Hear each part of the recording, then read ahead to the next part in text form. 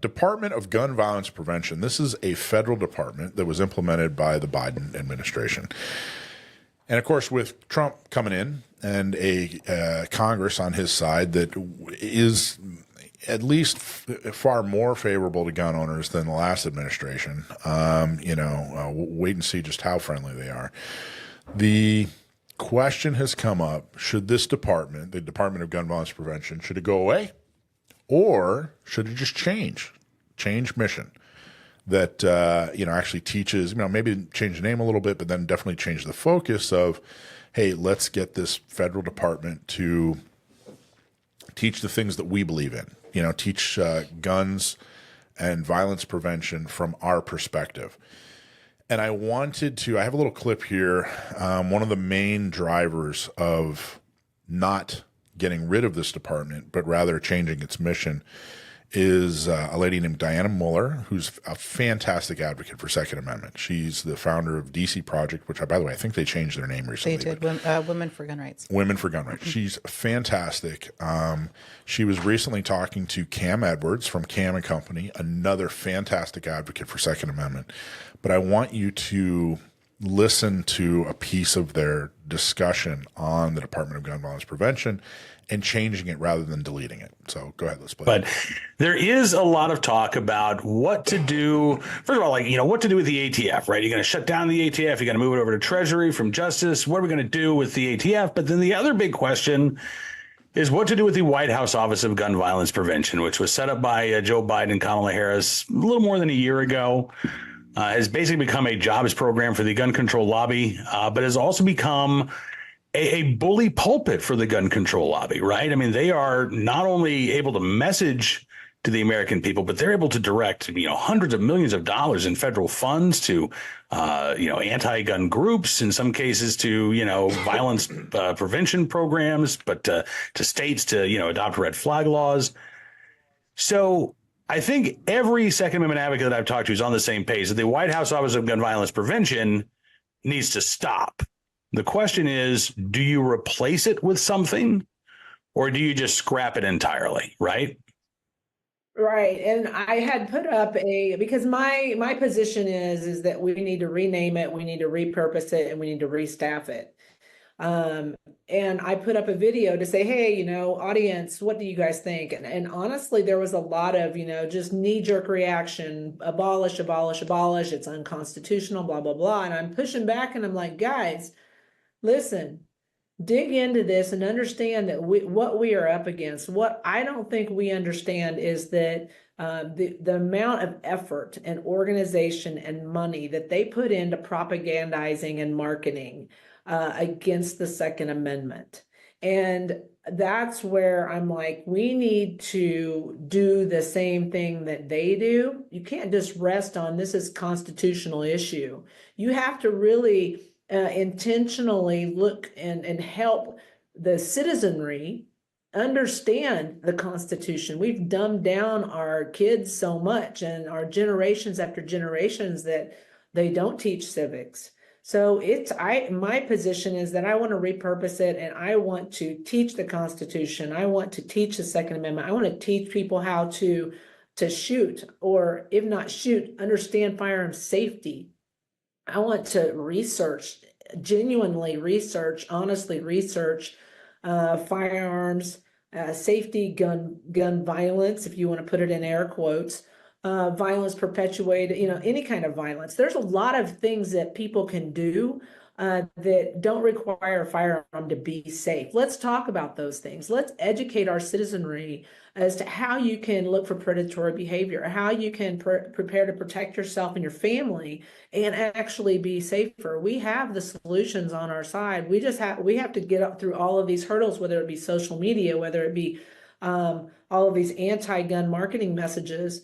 We have to get through those. And I feel like this is an opportunity. We need to take these headwinds that we have with this mandate that we saw in November and take them back to the people and say, this is why we believe what we believe. I'm right there with you. I think it would be a mistake to. So I respectfully disagree.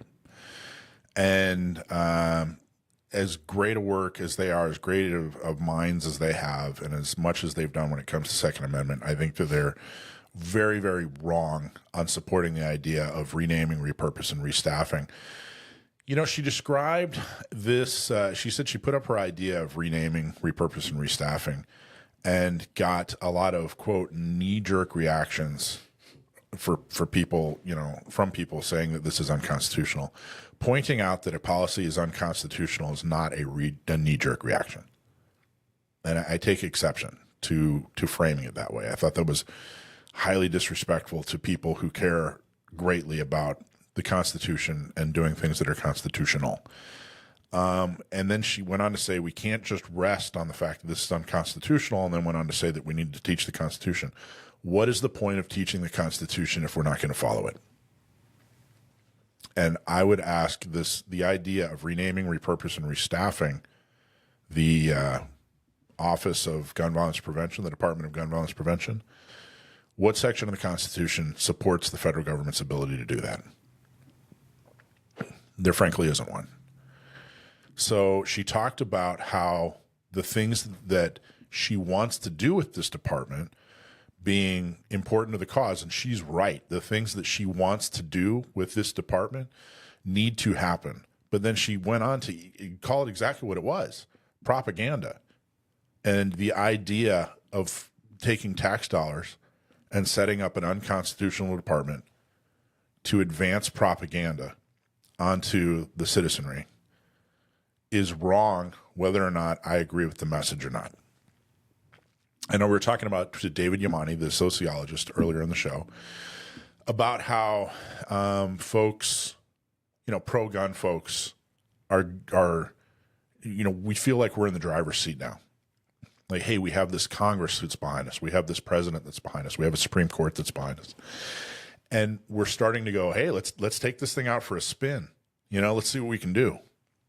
But we have to remain principled, and we have to fall back on our character. And that doing something contrary to our principles and our character, doing something that's unconstitutional, will hurt us in the long run.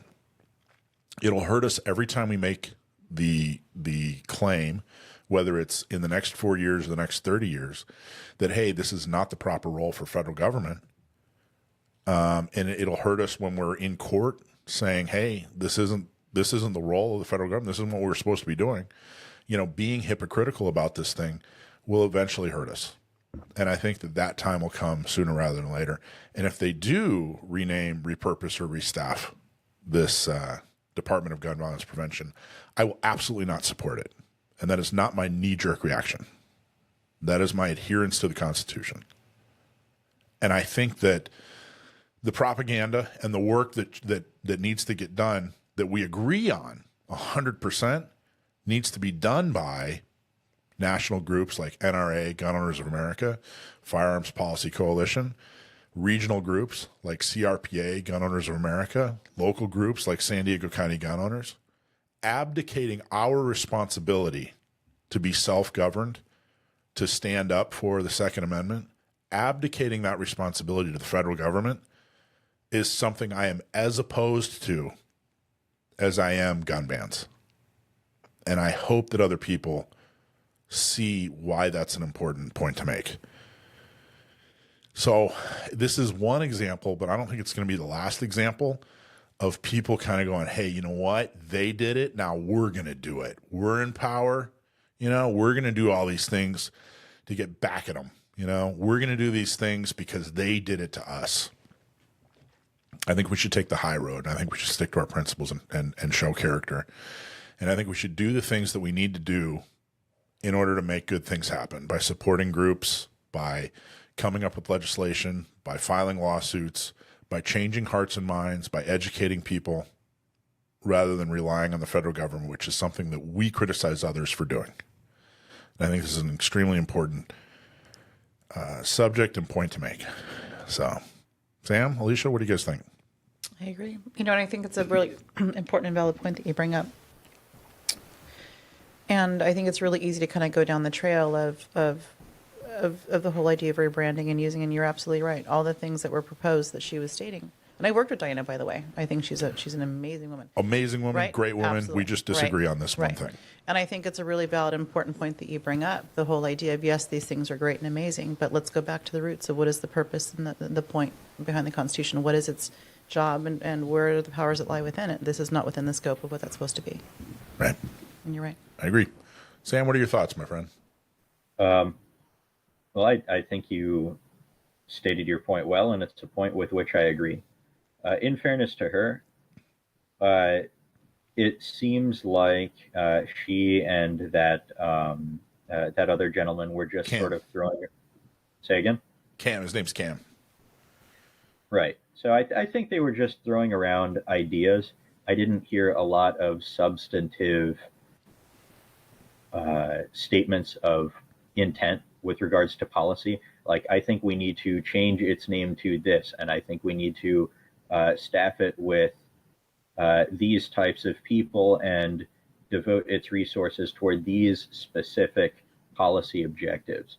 Yeah. So, again, in fairness to her, because the discussion thereof was so vague, I don't have any specific points I can attack. But I do agree with you broadly that, well, what do we replace it with? What do we change it into? Change it into nothing. Change it into not being there. Get rid of it.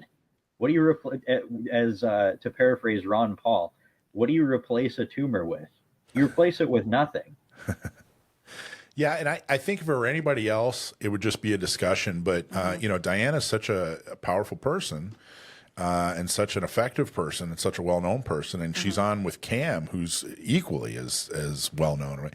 They have Trump's ear, like, the administration's ear. I mean, there's a real shot that this suggestion could go far. And she's a thought leader. I think that it's important that this get addressed. The other thing is, I think that there is a lack of understanding of government. Talked about that last week. Yeah, the idea that if we take a horrible department and put, people that we agree in that department, and that'll fix the problem, is a horrible misunderstanding of especially federal government. The second somebody gets into office that we don't like is the second that this thing turns against us again. Because the framework is already laid for them to do that. It's already laid. The mission creep, even under Trump, the mission creep for this thing to go wrong, and for them to start saying, well, we're going to do this, but we're also going to do this, or we're going to kind of do this, or we're going to get involved in something that nobody intended, and we're going to say things that no one else agrees with. But, the potential for this thing to go sideways, even while Trump's in office, is huge. It's immense, and it way, way, way outweighs the idea that they could do some good, and I think that doing good, especially for gun owners, is a good thing, but we need to do good in the way that good is intended to be done. And again, that's through local organizations. That's through everything that we're already doing, we should do more of, and we should be even more dedicated to, and we should take the tools that have been given to us, like the Bruin case and, some of the other victories that we're having, and run with them. Rather than go way out on a limb and do things that, like I said, I just don't think that we're that we just don't support. I think that we're a little drunk on victory. And hey, this is the way the world should be, and puppy dogs and rainbows and unicorns. All right, calm down.